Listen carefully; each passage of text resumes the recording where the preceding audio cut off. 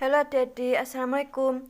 Pada video pembelajaran kali ini, kita akan belajar buku tematik kelas 4, tema 6, subtema 3, pembelajaran 6. Bisa adik-adik buka buku adik-adik halaman 152. Di situ ada bacaan Chanho Pasirua, kisah pianis cilik Indonesia untuk ajang internasional. Bisa adik-adik baca sendiri. Setelah membaca bacaan tadi, adik-adik disuruh menjawab soal di bawahnya. Nomor 1. Bakat apakah yang dimiliki Chanho? Bakat yang dimiliki Chanho adalah bermain piano. Nomor 2. Bagaimana usahanya untuk mencapai cita-citanya? Usaha yang dilakukan Chanho untuk mencapai cita-citanya adalah ia harus menempuh ke sebuah kota lain yang berjarak 140 km dari kota kelahirannya agar bisa bermain piano. Nomor 3. Prestasi apa saja yang telah diraih Chanho? Prestasi yang telah diraih Chanho adalah Chanho lolos seleksi oleh World Championship Performing Arts atau WCOPA Indonesia. Nomor 4. Deskripsikan sosok Chanho dengan menggunakan kata-katamu sendiri. Ini bisa adik-adik jawab menggunakan kata-kata adik sendiri atau misalkan ini kakak contohkan seperti ini. Chanho Pasiruan adalah seorang anak yang suka dengan alat musik piano atau keyboard. Waktu kecil, dia memiliki harmonika mainan yang dianggap sebagai sahabat akrabnya. Dan dia juga sangat suka menyaksikan acara musik di televisi, bahkan matanya tampak melotot dan berdiri sangat dekat dengan layar televisi bila melihat pemain piano atau keyboard sedang beraksi. Saat Chanho menjadi dewasa, ia telah mengikuti lomba kompetisi internasional di Amerika Serikat.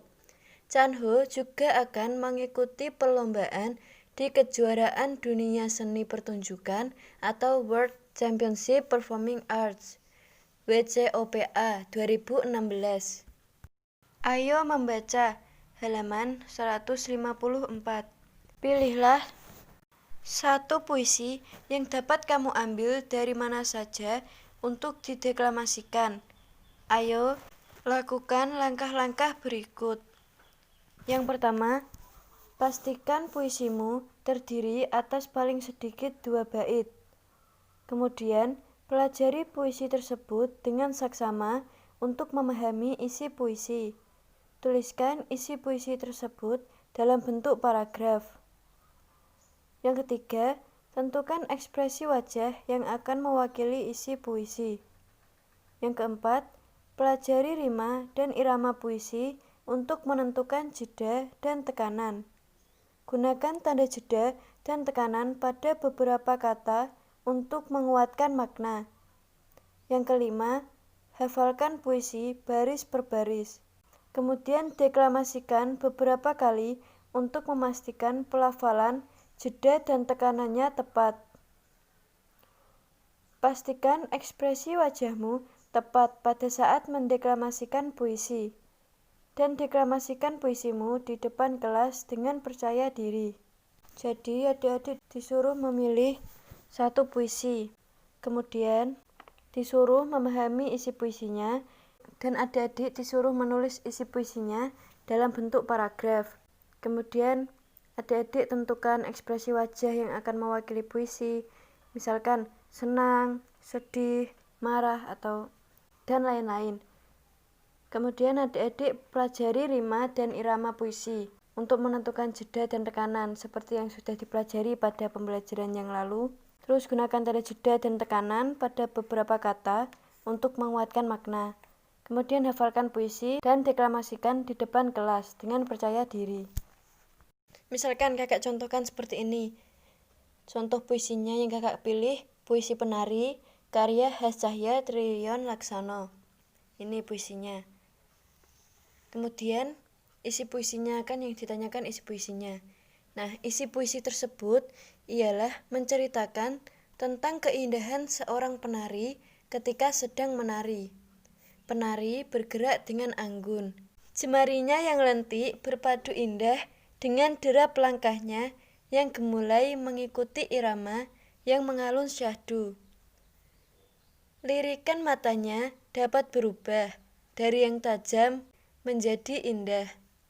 Kibasan selendang dan liukan leher membuat kagum. Sang penari terus menari dengan senyum dan ketulusan. Aku mengagumimu, gerakanmu yang indah, karena kamu menari dengan hatimu.